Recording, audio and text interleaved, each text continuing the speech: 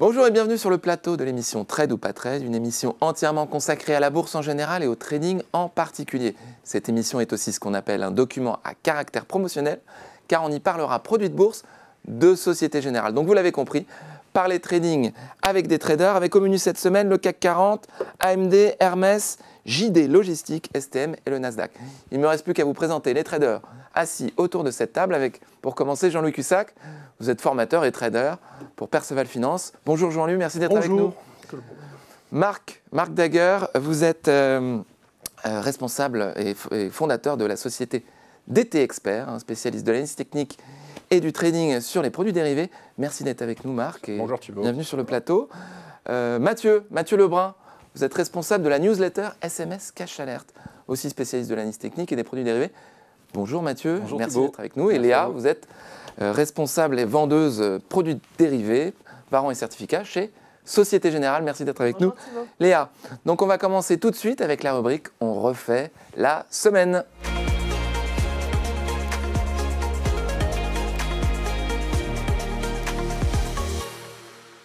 On refait la semaine avec tout de suite Jean-Luc qui va nous parler du CAC 40. Alors Jean-Louis, ce CAC cette semaine Écoutez, il nous a montré depuis quelques jours, quelques semaines même, une parfaite résilience. Donc ce marché ne veut pas baisser, mais rappelez-vous ce que Ça fait un moment d'ailleurs. je vous disais, c'est-à-dire qu'il n'est pas vulnérable.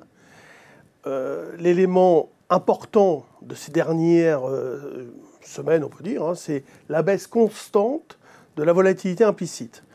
Alors ça veut dire quoi? Ça veut dire qu'il y a moins de stress, moins de crainte, mais parallèlement à ça, il y a aussi moins d'espoir. Et c'est pour ça que les marchés, d'ailleurs tous les marchés indices actions, en fait, européens notamment, les volumes ont baissé. En tout cas sur le CAC 40, c'est assez important. Donc on a des volumes faibles parce qu'il n'y a pas matière à prendre d'initiative. Sur l'ambiance générale, le contexte, c'est toujours la même chose. Les taux qui montent, qui baissent, qui ne vont pas monter, qui vont monter. Alors un jour, les probabilités que les taux montent sont fortes, et puis le lendemain, il y a une déclaration, enfin une stat, et du coup, elle baisse de moitié. Enfin, Est-ce que cette baisse de volatilité signifie qu'il y a peut-être moins de courants acheteurs sur les marchés de couverture, ce genre de choses? Non, c'est pas qu'il y a moins de courants acheteurs, c'est qu'il n'y a pas de vendeurs, vraiment. Maintenant, les achats passent souvent dans des phases comme ça, passent par les indices, en fait. Les investisseurs, ne sachant plus trop quoi faire, soit ils achètent le top du top des valeurs, et ça, on l'a vu depuis longtemps maintenant, avec des LVMH, tout le secteur du luxe qui a surperformé. Et puis à un moment donné, on ne peut pas non plus payer indéfiniment. Donc on achète l'indice, par exemple. Voilà. Il y a toujours une différence de performance entre les valeurs du CAC 40, donc les top capitalisations, et les valeurs moyennes? Oui, alors les valeurs moyennes, elles, avec les taux qui montent, les mid et small, il ne faut pas trop y toucher, à moins d'avoir des idées très précises sur des dossiers très précis pour lesquels on a vraiment une forte conviction, mais sincèrement, c'est compliqué. Non, En ce moment. Oui, mais depuis un bout de temps. Là, ce qu'on a vu, c'est que, par exemple, LVMH a perdu jusqu'à 10% et pas le CAC. Vous voyez. Donc, par exemple, là, on a eu un rattrapage de l'indice par rapport à LVMH. Alors, l'idée, c'est quoi? C'est qu'on est dans des zones d'achat sur repli. Et pour moi, si vous voulez, je suis acheteur jusqu'à 7050. Pourquoi pas? 7050. Et sous ce niveau, 7050, 7030, on commence à faire des warnings long terme. Voilà. Donc là, on est autour de... Donc faire un warning long terme, ça veut dire quoi concrètement? Un warning, ça veut dire un retournement long terme. D'accord. Là, pour l'instant, on avait neutralisé il y a quelque temps. Donc on jouait les deux sens, mais à très court terme, dans la journée. Parce que dans la journée, on fait des mouvements incroyables. On part à la baisse et puis on remonte de 1 ou 2 ou 3%. On repart à la baisse, on remonte. Donc ça fait un bout de temps que ça dure. Et c'est pas ce qui nous intéresse aujourd'hui, mais là, il faut avoir un comportement très opportuniste pour surfer sur les vagues, ce qui n'est pas forcément ce qui est le plus rémunérateur, en tout cas très stressant, potentiellement. Après, l'idée, c'est quoi? L'idée générale, c'est, a priori, on va rester acheteur et on va acheter sur des replis.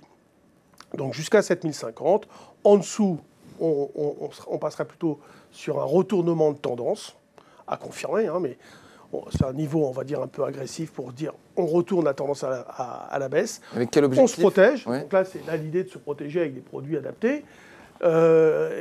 L'objectif, après les achats sur repli, vous avez quel type d'objectif? Ça serait vers 6006. Là, je vous ai mis deux. Non, l'objectif à la hausse. Vous êtes en position acheteur sur repli. Après, c'est pour un rebond. Alors, sur quel niveau de CAC?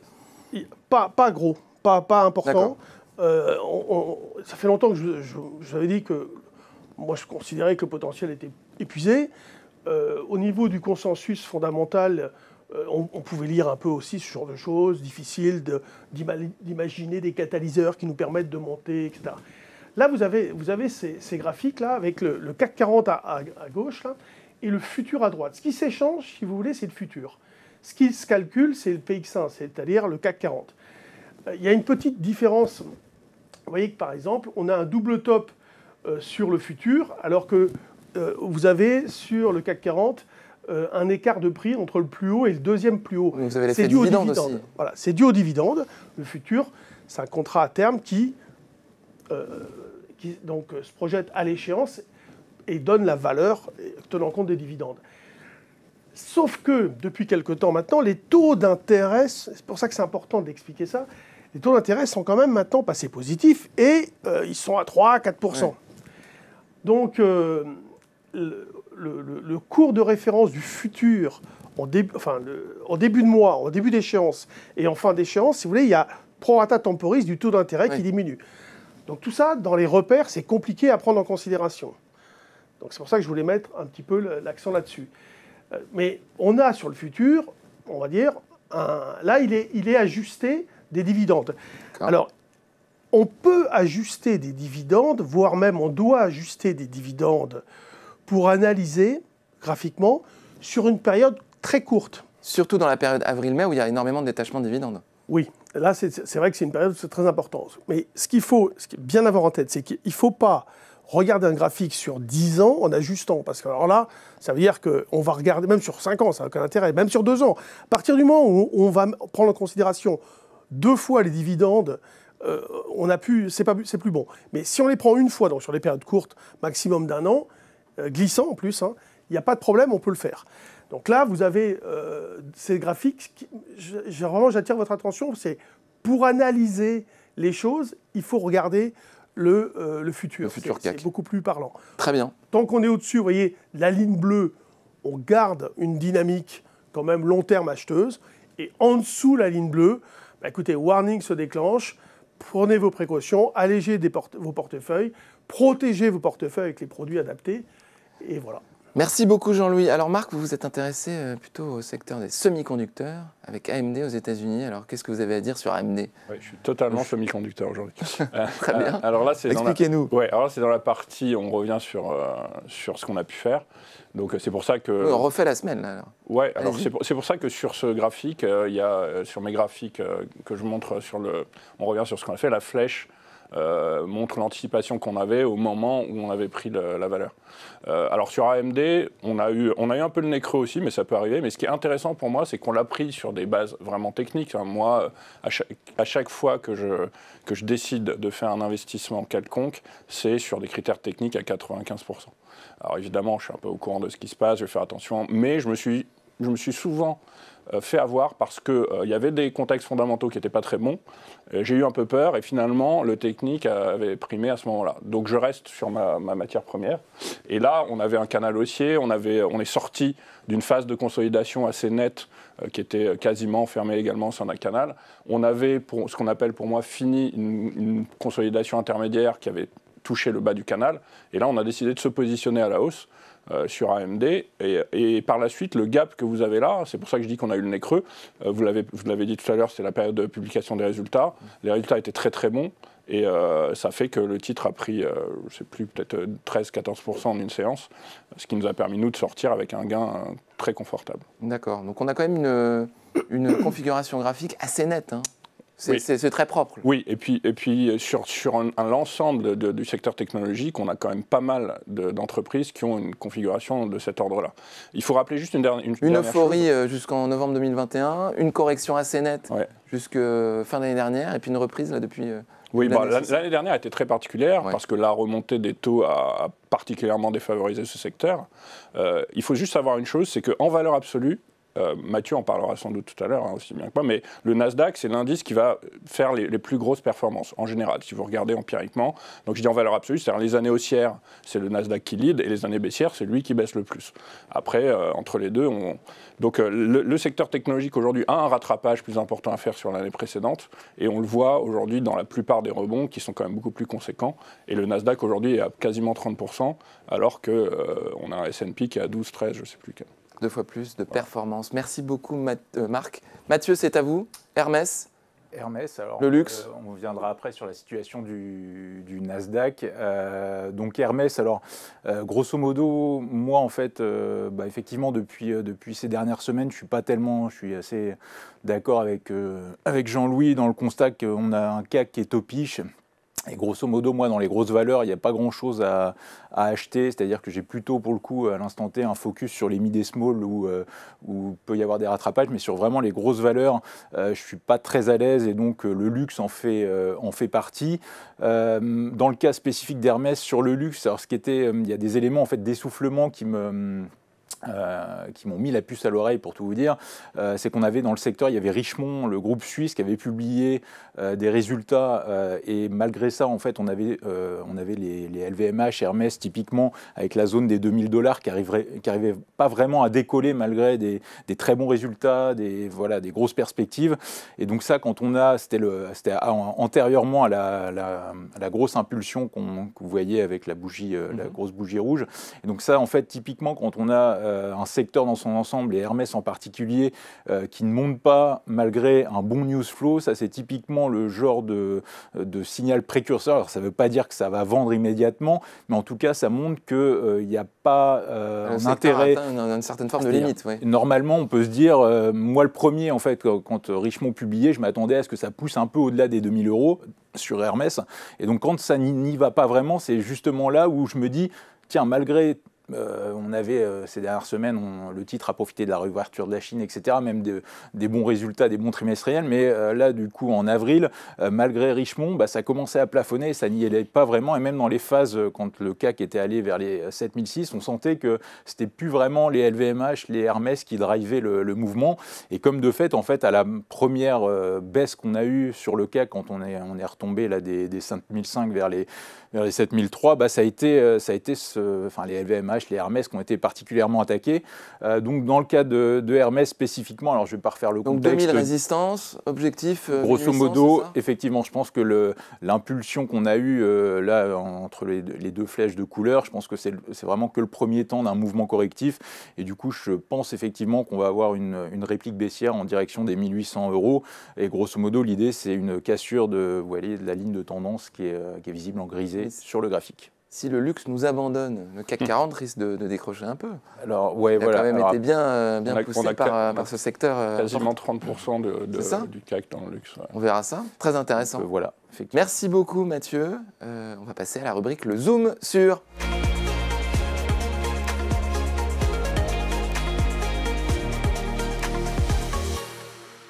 Le Zoom sur avec Léa Gézéquel, vendeuse produits de bourse Société Générale, qui va nous parler du delta. Qu'est-ce que c'est le delta ? Eh oui, on parle. Alors le delta, c'est ce qu'on appelle une lettre grecque, pour votre gouverne en introduction.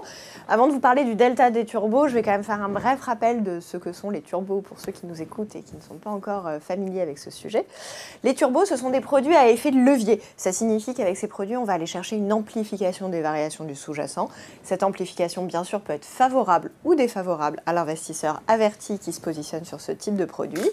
L'objectif de ces produits, c'est d'aller pouvoir se positionner à la hausse du cours d'un sous-jacent, donc l'actif sur lequel le produit est adossé, mais aussi à sa baisse. Donc c'est un des grands avantages de ce produit. Va avoir sa valeur augmentée, le sous-jacent baisse. Exactement, et c'est quelque chose qui n'est pas toujours très intuitif. Bon outil de couverture, on en parlait tout à l'heure. Et effectivement, pour effectuer une couverture ou pour dynamiser son portefeuille dans un contexte de marché baissier. Donc ces produits, ils sont disponibles sur plus de 800 sous-jacents, donc ça veut dire que vous pouvez aussi bien intervenir sur des indices que des actions, des matières premières, des devises, des taux d'intérêt, vous avez vraiment beaucoup de choix. Ils sont disponibles sur votre compte titre, pas de démarche particulière à faire. Sans frais de courtage chez Boursorama. Et sans frais de courtage, exactement, chez Boursorama. Non, mais c'est très bien, la transition était parfaite. Sans frais de courtage chez Boursorama dans le cadre de l'offre Bourso Markets est disponible de 8h à 22h. Donc vous avez vraiment des horaires de trading étendus, notamment pour les investisseurs qui sont actifs sur les marchés US. Et donc, ces produits, le nerf de la guerre d'un produit financier, c'est quand même pour l'investisseur de comprendre comment son prix varie dans le temps. Surtout quand on est sur des produits à effet de levier, c'est très important de bien comprendre la valorisation. Et pour ça, il y a un outil qui est très intéressant, puisque les turbos, il faut savoir qu'ils ont la particularité de varier, leur prix varie quasiment uniquement en fonction des variations du sous-jacent. Contrairement à d'autres produits de bourse, ceux-là ont un mode de valorisation qui est basé vraiment principalement sur les variations du cours du sous-jacent. Et du coup, on va s'intéresser à ce delta qui en fait mesure la sensibilité du cours du turbo pour 1 euro de variation du cours du sous-jacent. Et donc les turbos ont la particularité d'avoir tout le temps un delta de 100. Alors hors période de dividende. 100%. Alors ça veut dire que par exemple, pour un turbo CAC de parité 100, un point de CAC 40 va vous donner 1 centime de variation sur le turbo. Et donc 100%, ça veut dire que c'est la même variation ajustée de la parité. Ajustée de la parité, exactement. Du coup, pour un turbo sur action de parité de 10, par exemple, 1 euro de variation sur l'action, ça représentera 10 centimes et ainsi de suite. Donc si on a par exemple un turbo avec une parité de 1, là pour le coup, 1 euro sur l'action donnera... Oui, c'est assez facile à calculer. Voilà, donc c'est très facile à calculer. Ça ne veut pas dire que le produit n'est pas complexe. Non, mais en tout à fait. Le calcul de la variation exactement. est assez simple. Surtout que, attention quand même, ces produits, en plus d'avoir cet effet amplificateur qui peut aller soit dans le sens de l'investisseur, soit contre lui malheureusement, présentent aussi une barrière désactivante. Donc attention à la perte du capital qui est possible sur ces produits et qui peut être totale ou partielle en fonction du type de produit, du type de turbo que vous choisissez parmi les 4 familles différentes. Merci beaucoup Léa, très intéressant. Et on va passer maintenant à la rubrique le coup de cœur des traders.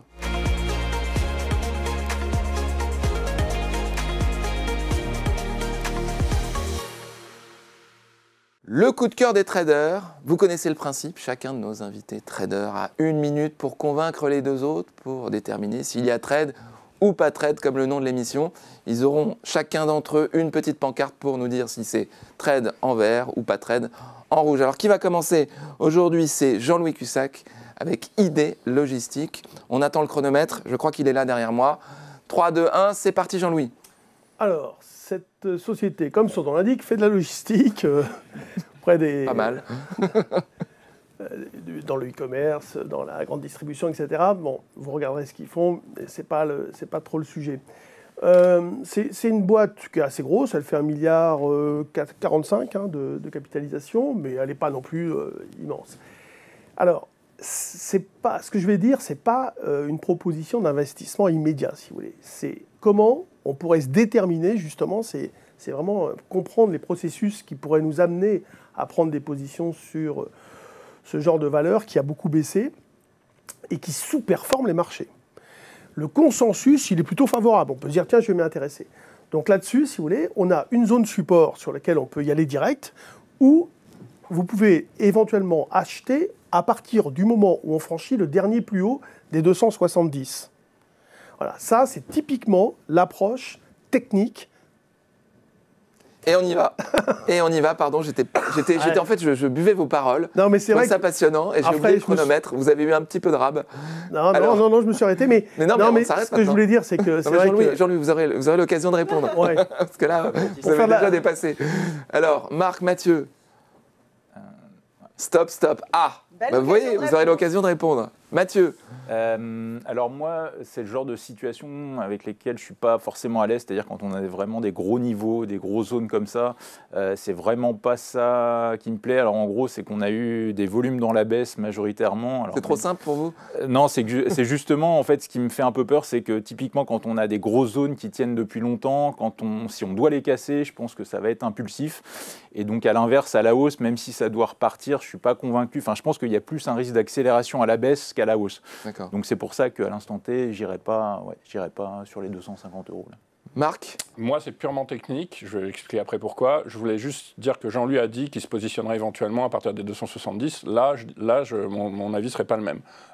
Là où sur les cours où on est maintenant, effectivement, il y a une zone de support. Maintenant, chaque rebond qu'il y a eu depuis sur ces zones de support est de moins en moins impulsif en fait. Et techniquement, moi j'ai un peu peur comme Mathieu qu'il y ait encore un potentiel baissier qui ne soit pas complètement... Ah oui, l'amplitude des rebonds est moins importante. Ouais, on sent que ça faiblit plus que ça ne... Jean-Louis, droit de réponse. Maintenant, vous pouvez y aller. Non, mais en fait, je voulais faire un peu de culture bourse, culture trading. Bien sûr, on est là pour ça. Et voir un peu le processus, justement. J'ai bien dit au départ, ce n'est pas une proposition d'achat immédiat, vous voyez, par exemple. C'est sûr qu'on peut se poser des questions sur mais qu'est-ce qui a fait qu'elle sous-performe, etc., etc. Moi, je n'ai pas très bien compris, parce que vous nous avez dit on a une zone bleue où on peut se positionner les yeux fermés, et vous avez parlé d'une deuxième zone. Non, mais si on a une conviction, il faut que les gens, après, quand on propose comme ça à l'antenne des idées, oui. Il ne faut pas les suivre les yeux fermés. Non, d'abord, il faut forger sa propre conviction. Donc nous, on alerte sur une situation, par exemple, on dit voilà, là-dessus, pourquoi pas, il y a matière à réfléchir. Il y a un point d'attention. Il y a matière à réfléchir, bon, parce qu'il va y avoir les chiffres dans une semaine, ou parce qu'ils sont sortis, etc. Là, bon, il n'y a pas grand-chose, mais on est à la recherche, dans cette période de marché, d'idées. Alors, d'idées, c'est le cas de le dire. Pas mal. Qui serait que les valeurs ont sous-performé, donc peut-être qu'elles ont du potentiel. Vous voyez, entre le point bas et le dernier point haut qu'on a fait au mois de mars, c'est pas si lointain. On a quand même 15%. Vous voyez, donc ça va finalement, la configuration que vous nous décrivez aujourd'hui, c'est qu'on est, si on dépasse dans le rebond prochain les 270, on a un faisceau d'indices pour se positionner à l'achat. Exactement. Ce que je voudrais dire, c'est que un truc très basique, c'est quand vous essayez de regarder le dernier plus bas ou le dernier plus haut de la zone. Le dernier plus haut de la zone sur une vingtaine de jours. Moi, souvent, je prends 21 jours, quelque chose comme ça. Et si on le franchit, c'est souvent le signal que la valeur est en train de repartir. Alors, à la hausse ou à la baisse. Hein. Donc, à la baisse, ça serait le dernier plus bas, et à la hausse, donc il est tout près, et à la hausse, on ne se positionne pas maintenant et on dit je n'achète que si le dernier plus haut est franchi et c'est le signal technique pour entrer. J'essaye de prendre une valeur bien sûr, qui permet une réflexion. C'est intéressant de partager avec nous cette méthodologie. Et on est à 7200. Cycle de 21 jours, voilà. Avec franchissement de plus haut, de plus bas, tu peux voir un signal intéressant. On est à 7002, tout le monde se gratte la tête pour trouver des idées. Ce n'est pas une valeur pourrie, hein, du tout. C'est une valeur sur laquelle... Non, mais il vaut mieux le faire sur des valeurs où les consensus sont quand même positifs. Merci beaucoup, Jean-Louis. Alors, Marc, on revient dans le secteur des producteurs de semi-conducteurs avec STM, le champion européen franco-italien. J'ai fait ton sur ton. Donc, on va mettre le chronomètre derrière moi. 60 secondes. Je pense que c'est bon. On y va. 3, 2, 1, c'est parti. Alors STM, avant de vous parler de ce qui est, encore une fois, ma matière première, la partie technique, d'un point de vue fondamental, on n'a que des voyants ouverts quasiment.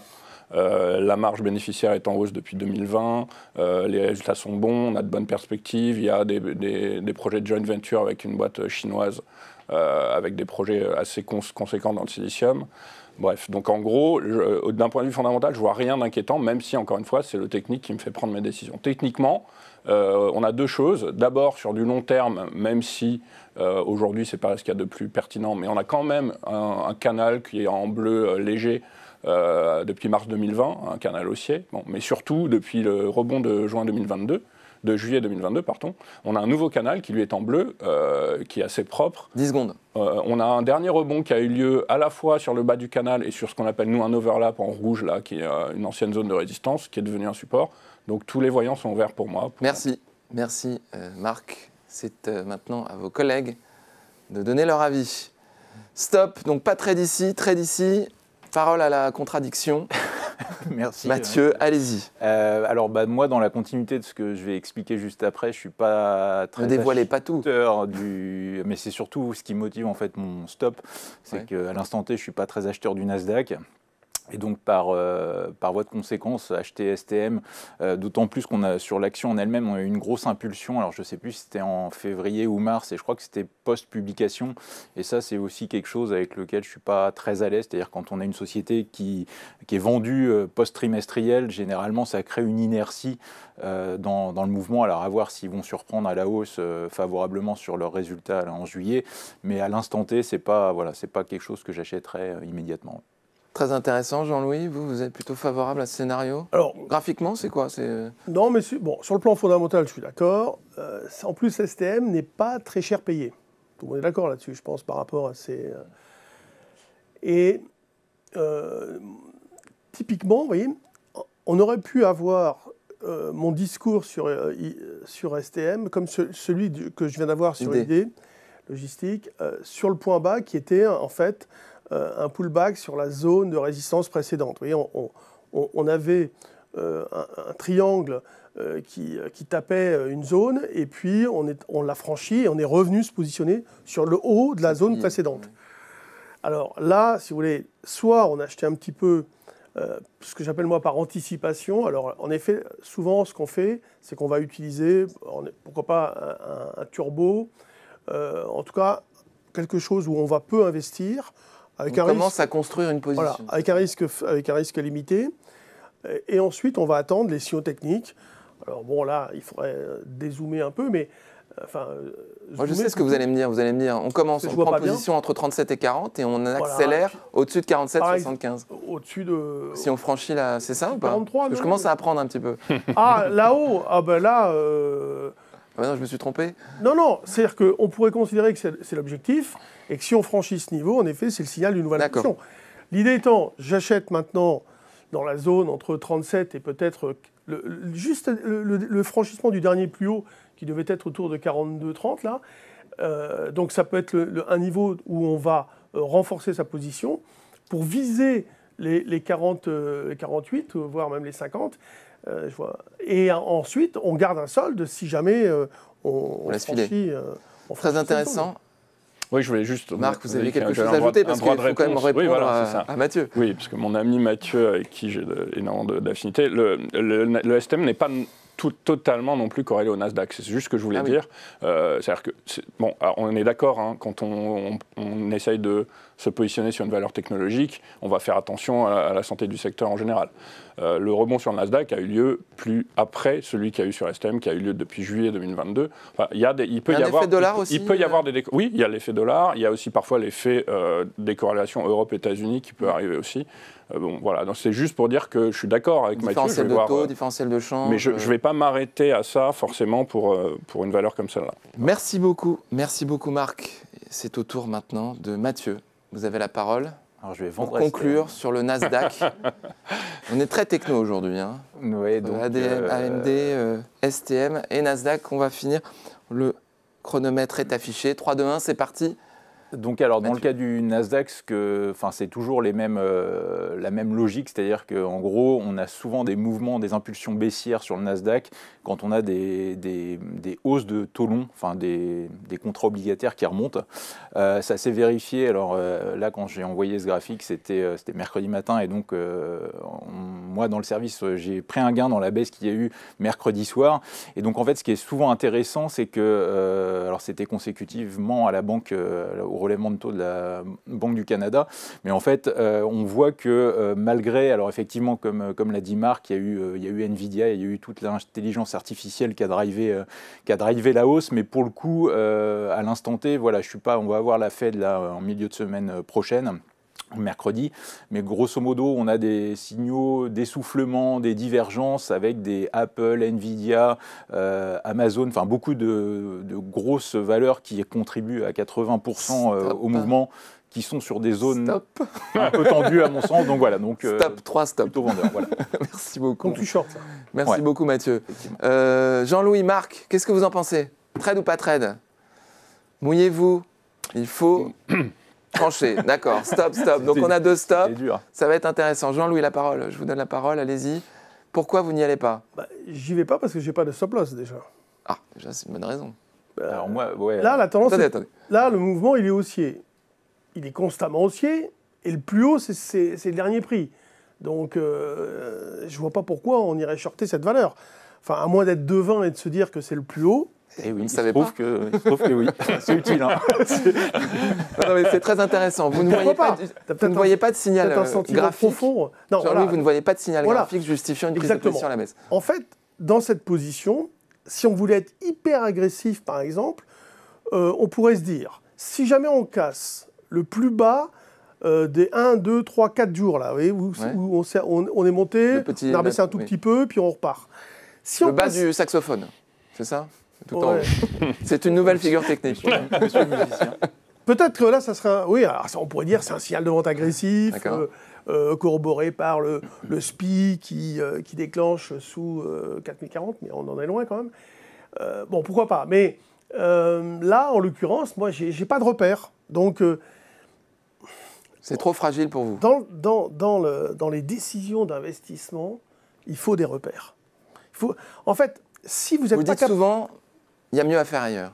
Certainement, avec un repère. Ouais. Si vous n'êtes pas capable d'expliquer clairement pourquoi vous le faites, alors il l'explique, ok. Mais où est l'information du scénario?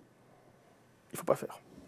Merci pour ces explications. Marc, vous non plus, vous n'êtes pas convaincu. Est-ce que c'est pour les mêmes raisons? Alors, il y a les mêmes raisons, entre autres. Graphiquement, pareil, je ne suis pas encore convaincu. Le Nasdaq est très solide dans des périodes comme ça. Jean-Louis parlait de résilience du CAC. La résilience du Nasdaq dans des périodes comme ça est encore plus importante. J'ai hésité un tout petit peu au départ, parce que sur du très court terme, une petite correction, on a vu que le secteur avait un peu souffert là, récemment, avec des moins 4, moins 3 entre Amazon et... Donc un petit retour sur les 14 000, pourquoi pas? C'est ça? Ouais, voilà, pourquoi pas. Mais ce qui me manquerait, moi, sur le graphique que Mathieu nous a mis, c'est de s'il avait resserré un peu. On voit que le Nasdaq est encore assez loin de son plus haut historique, contrairement à d'autres indices. Je pense qu'il y a encore du potentiel à la hausse. Voilà. Droit de réponse, Mathieu. Peut-être que vous n'avez rien à dire. Par rapport, non, si, je vais compléter effectivement. Après, dans toutes les stratégies moi, que je mets en place, j'ai toujours généralement des stops assez courts. C'est-à-dire que grosso modo, dans le cas du Nasdaq, j'ai des stops assez serrés. Par exemple, dans la première position là, que j'avais prise en début de semaine, alors je l'ai revendu parce que j'ai encaissé, parce que le Nasdaq a décroché de quasiment 2% la mercredi soir. Donc si avec un peu de levier, ça met du beurre dans les épinards. Mais justement, en fait, je pense que typiquement sur ce marché là, à mon avis, si on attend des confirmations, enfin typiquement, c'est comme le CAC 40, c'est-à-dire que grosso modo, moi je suis plus très à l'aise à l'idée de vendre agressivement le CAC à 7002 autant. Quand on était 7005, il y avait pas je préfère être peut-être trop en avance au risque d'être trop contrariant et d'avoir tort peut-être une ou deux fois au début, c'est-à-dire que dans mes historiques de trade, moi, en fait, il y a quelque chose qui est assez marquant, c'est que dans les premières prises de position, j'ai souvent tort une fois ou deux, avant que ce soit la troisième qui paye beaucoup, parce que l'impulsion suit. C'est ce qui s'est passé sur le CAC, c'est aussi ce qui s'est passé sur le Nasdaq, où effectivement, moi, j'avais pris, pour tout vous dire, en toute transparence, un petit stop lundi, c'est-à-dire que j'étais vendeur depuis les chiffres de l'emploi US qui étaient sortis vendredi dernier, donc du coup, il y a 10 jours, quand notre audience visionnera cette vidéo, et en gros, parce que j'avais des signaux de remontée des taux longs et que ça me disait que statistiquement le Nasdaq allait sous-performer, ce qu'il a fait, sauf qu'entre-temps il y a eu le Russell qui a continué à la hausse, il y a eu une petite inertie, mais derrière on a effectivement fini par avoir cette impulsion que j'attendais. Et donc en fait je préfère effectivement moi avoir des stops courts, prendre peut-être une petite perte au début et que ça paye assez vite derrière quand j'ai raison, plutôt que d'attendre des confirmations où si le grosso modo le Nasdaq doit revenir vers 14 000, je ne vais plus être très à l'aise à l'idée. Il est nécessaire d'avoir une politique extrêmement rigoureuse de money management. Après, voilà, c'est propre à chacun. Le respect de ses stops pour pouvoir concrétiser ses gains. Quand j'écoute Mathieu, vu que je fais ce métier depuis 40 ans, quel est le problème? C'est quoi le problème? C'est que ça réclame une présence derrière les écrans très importante. Bah oui, donc il faut une grande réactivité, ce qui n'est pas forcément le cas des gens qui nous écoutent. C'est pour ça que moi je me dis, là, c'est un point très après, important. Moi, par exemple, quand j'ai pris position, j'ai commencé à vendre, en fait, en toute franchise, j'ai commencé à vendre dans le service vendredi à 17h post-NFP, donc vendredi dernier, et derrière, je disais à mes clients, soyez là jusqu'à 22h, parce que... Donc on a un canal Telegram, on a un canal Telegram, on a des outils, alors on est plus au XXe siècle ou en fax ou je sais pas quoi. Mais en gros, effectivement, il faut on pouvoir... reste devant l'écran et il faut pouvoir réagir vite. Quand j'ai encaissé, c'était mercredi, enfin du coup hier matin, jeudi matin, on a encaissé à 8h03. Parce que les futurs étaient en baisse et il ne fallait pas attendre 16 heures où le Nasdaq reprenait finalement 1%. Donc effectivement, il faut une gestion du risque et un minimum, effectivement. C'est bien de le préciser, c'est bien de le préciser. Merci beaucoup, c'est très intéressant. Cette émission est très intéressante aujourd'hui, je trouve, particulièrement. Ça change. Et on va voir maintenant. On va voir maintenant la rubrique à vos marques avec le quiz.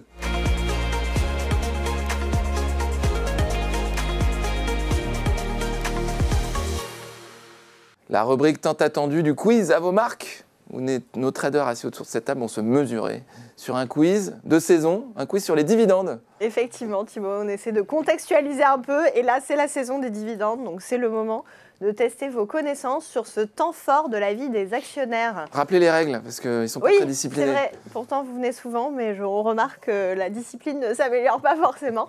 On attend la fin de l'énoncé des questions avant de buzzer. Et merci de mettre votre buzzer là, qu'on voit bien les lumières. Voilà, pas de triche.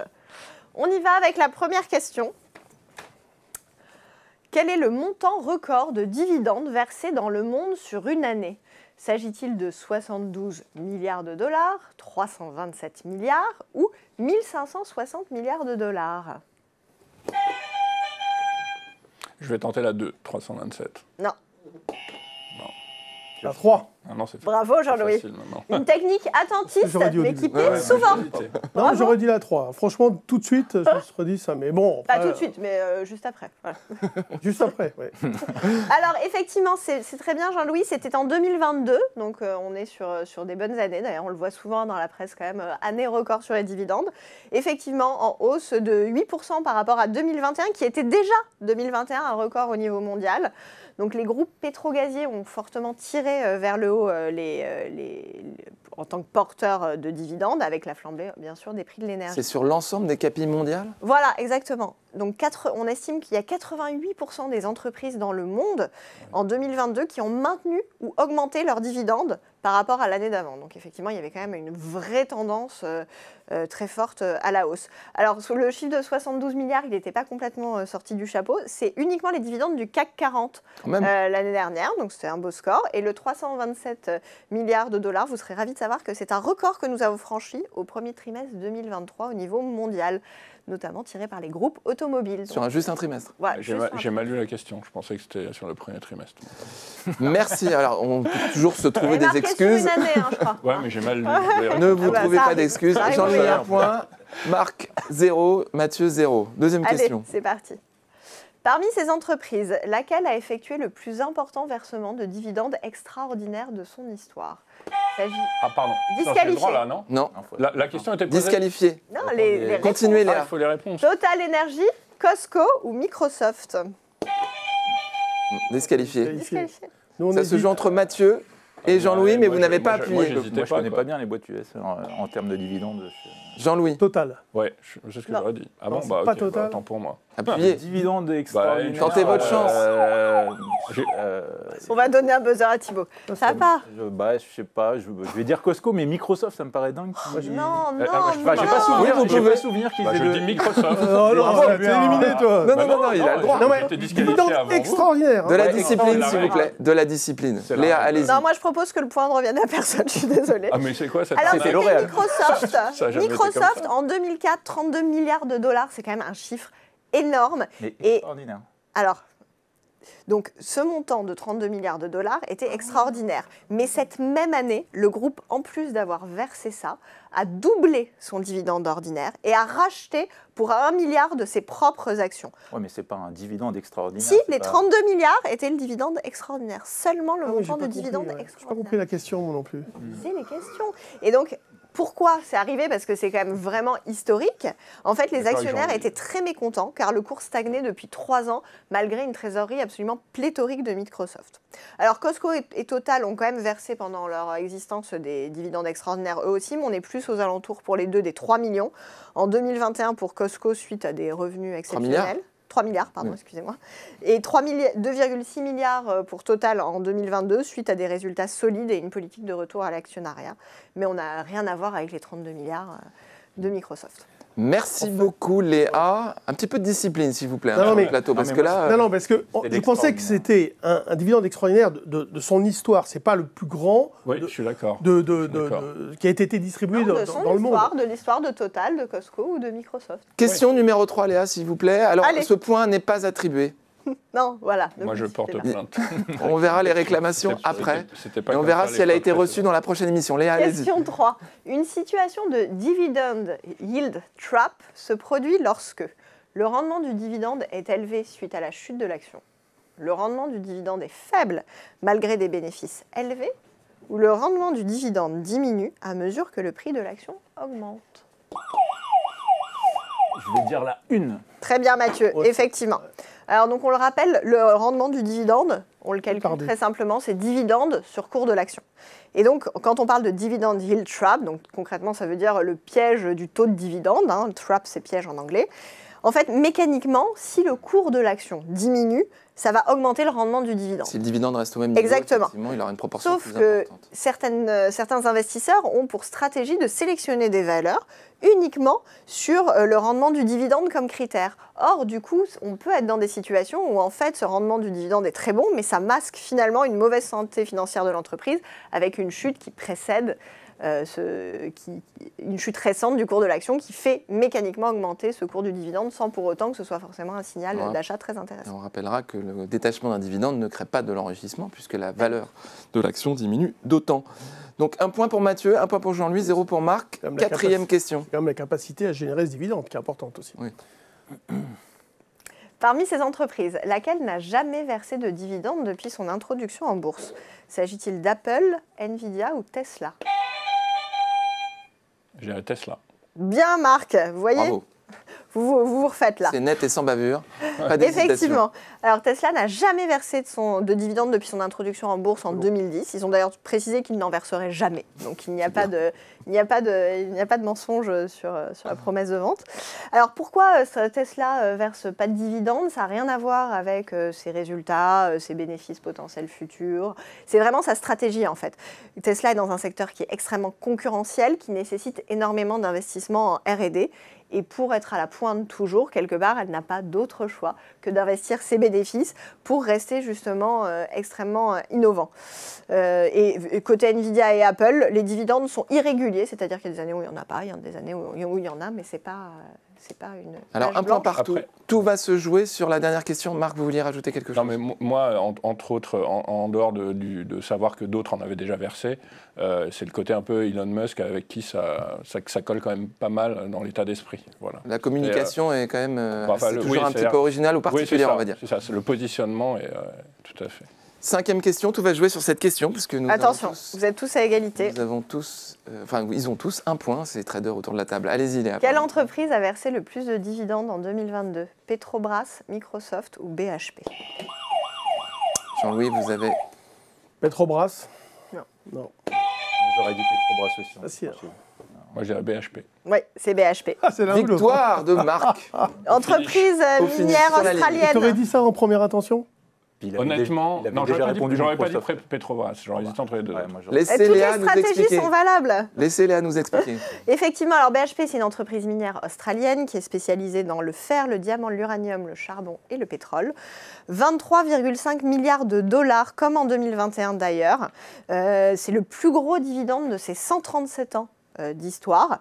Et c'est effectivement les profits mirobolants liés à la flambée du prix du charbon, des bénéfices annuels en hausse de 26% qui justifient que le dividende ait été si important. Alors après, Petrobras n'a pas à rougir non plus, hein, je vous rassure. Oui. On est sur 21,7 milliards de dollars. Pareil, porté par les prix de l'énergie.